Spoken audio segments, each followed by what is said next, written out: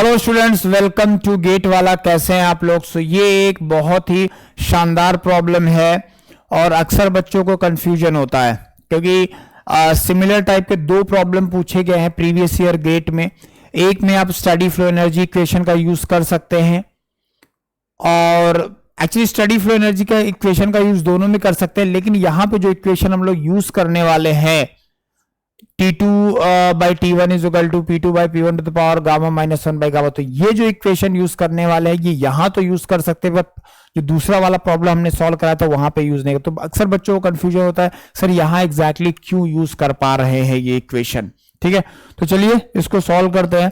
तो यहां पे दिया कॉमन डेटा के क्वेश्चन है, the temperature and pressure of the air in the large reservoir are 400 kelvin and 3 bar. Okay, very good.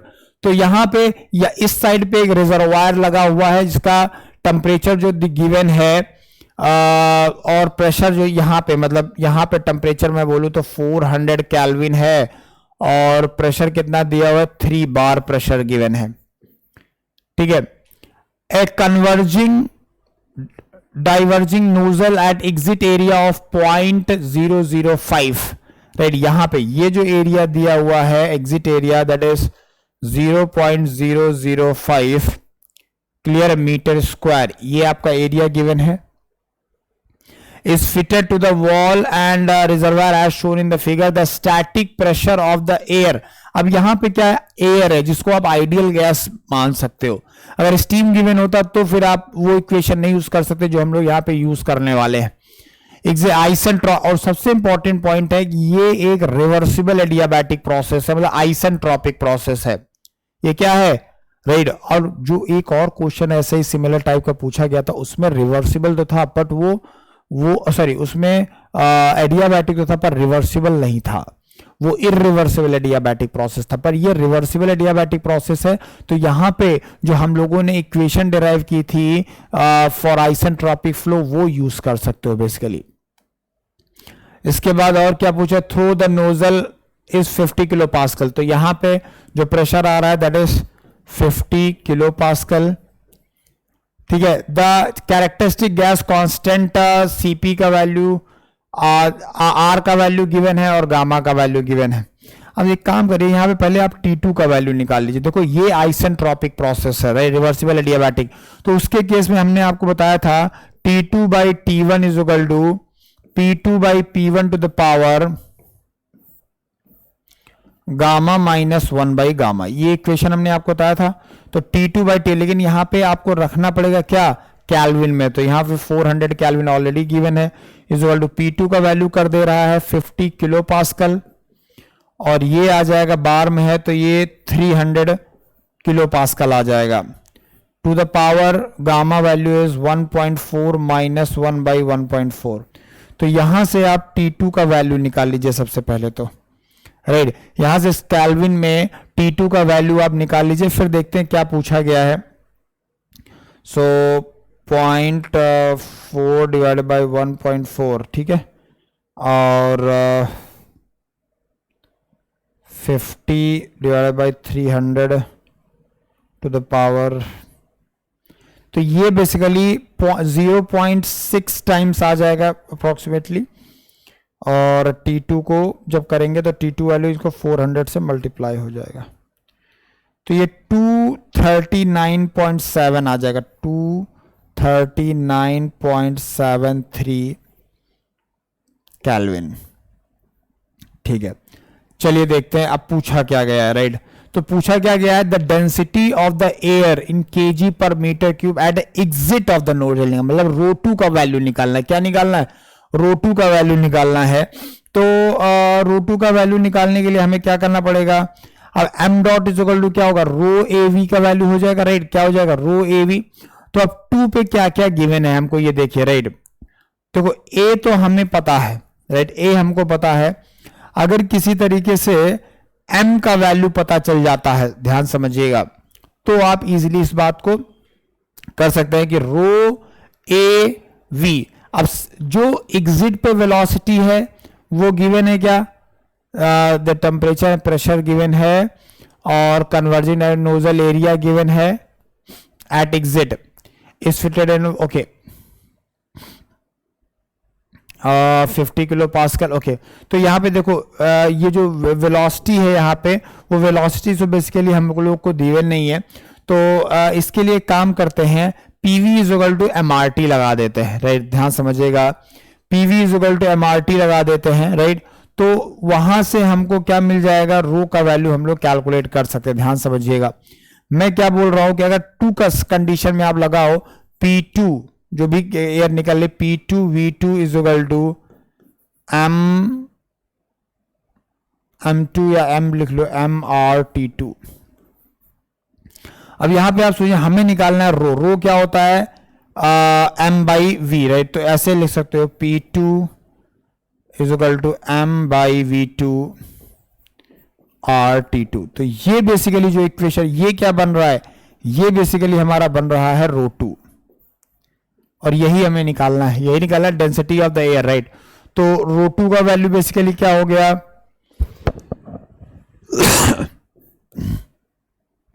रो 2 का वैल्यू हो गया P2 bye RT2, value put कर दो। P2 का वैल्यू कितना है, P2 का वैल्यू गिवन है 50 किलो पास्कल, किलो पास्कल में ही रख देते हैं, 50 kilo pascal divide by R का वैल्यू कितना गिवन है, R का वैल्यू गिवन है 0.287, 0.287, और T2 का वैल्यू कितना गिवन है, 239.73। इसको जब आप सॉल्व करेंगे तो आपको रो 2 का वैल्यू मिल जाएगा, राइट। तो 50,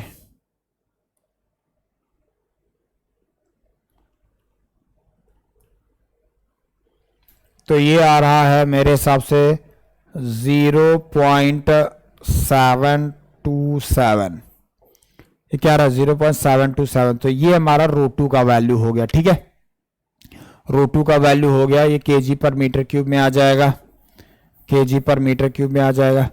अब इसका एक पार्ट और गिवन है यहाँ पर, राइट, एक पार्ट और गिवन है, the mass flow rate of the air through the nozzle, right, mass flow rate निकालना है। तो mass flow rate m dot क्या होता है, रो 1 A1 V1 लगाओ, चाहे तो चाहे रो 2 A2 V2 लगा दो, राइट। अब प्रॉब्लम कहां पे आ रही है, ध्यान से समझेंगे, प्रॉब्लम ये आ रही है कि अगर आप रो 1 A1 V1 लगाते हो, राइट, क्या लगाते हो, रो 1 A1 V1 लगाते हो, रो 1 A1 V1 लगाते हो, तो A1 की इंफॉर्मेशन नहीं है, तो ऑब्वियसली आपको रो 2 A2 V2 लगाना पड़ेगा, रो 2 A2 V2 लगाना पड़ेगा, पर रो 2 A2 V2 लगाओगे तो V2 का इंफॉर्मेशन नहीं है, करेक्ट ना, किसका इंफॉर्मेशन नहीं है, V2 का इंफॉर्मेशन नहीं है। तो आपको क्या करना पड़ेगा, आपको V2 को निकालना पड़ेगा, मतलब C2 को निकालना पड़ेगा। तो m डॉट का वैल्यू क्या होता है, ध्यान समझिए, ये हो जाएगा रो 2 A2 हमको पता है, और C2, तो बेसिकली आप C2 का वैल्यू निकाल लीजिए। तो C2 का वैल्यू कैसे, नोजल के लिए अगर आप लगाएं तो H1 plus Q is equal to H2 plus W, sorry, तो ये आ जाएगा H1 plus C1 square by 2000 plus Z को नेगलेक्ट कर दीजिए, हॉरिजॉन्टल नोजल है, एडियाबैटिक दिया हुआ है, तो Q वैल्यू भी 0 कर दीजिए, W वैल्यू भी 0 हो जाएगी, H2 plus C2 square by 2000 plus W, right. तो W Q भी 0 है और W भी 0 है। अब H1 माइनस, और C1 को भी आप 0 कर दीजिए, क्योंकि रिजर्वायर है ना, रिजर्वायर की वेलोसिटी क्या होती है, 0 ही होती है प्लस, राइट, ऑलमोस्ट। तो H1 माइनस H2 क्या हो जाएगा, CP dt, T1 minus T2 हो गया, is equal to C2 square by 2000। तो देखते हैं T1 कितना गिवन है, T1 गिवन है 400 केल्विन, और T2 आपने ऑलरेडी 239.73 निकाला है, राइट। तो यह, और CP का वैल्यू कितना है, CP का वैल्यू है, CP नहीं गिवन है, तो अरे स्टैंडर्ड वैल्यू आएगी, देखो CP minus CV is equal to R कर लो, और CP by CV is equal to 1.4 कर लो, तो स्टैंडर्ड वैल्यू आएगी 1.005 ही आएगी, राइट। तो ये वैल्यू मैं लिख रहा हूं 1.005 इंटू 400 माइनस, ये कितना है, 239.73 239.73 is equal to C2 square by 2000। अब यहां से आप C2 का वैल्यू निकाल लीजिए, यहां से आप C2 का वैल्यू निकाल लीजिए। तो C2 का वैल्यू क्या हो जाएगा जरा बताइए। तो ये हो गया 400 माइनस 239.73 इंटू 1.005 है इंटू 2000 और ये अंडर रूट इसका लेंगे तो ये आ जाएगा अप्रोक्सीमेटली 567.5 मीटर पर सेकेंड। लेकिन हमको क्या निकालना है, हमको मास फ्लो रेट निकालना है। तो रो टू का वैल्यू आप ऑलरेडी निकाल चुके हो।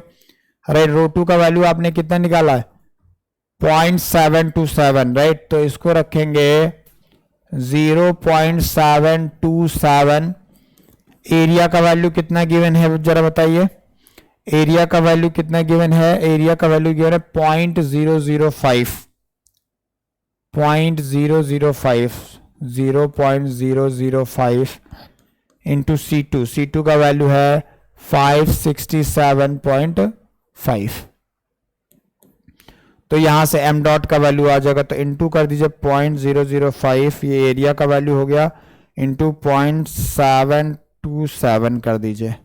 तो ये 2.06 के आसपास आ जाएगा, 2.06 kg पर सेकेंड आ जाएगा। क्या आ जाएगा kg पर सेकेंड। तो ये बेसिकली हमारा सेकेंड ऑप्शन हो जाएगा, डी ऑप्शन हो जाएगा करेक्ट। तो प्रॉब्लम बहुत इजी है, बस आपको ये पता होना चाहिए कि जो एयर है वो आइडियल गैस है, आइसेंट्रोपिक प्रोसेस में हो रहा है तो उसकी आइडियल गैस इक्वेशन क्या होगी और क्या क्या चीजों की रिक्वायरमेंट है वो आपको 1 by 1 कैलकुलेट करके इक्वेशन में पुट करना है। That's it. Thank you very much.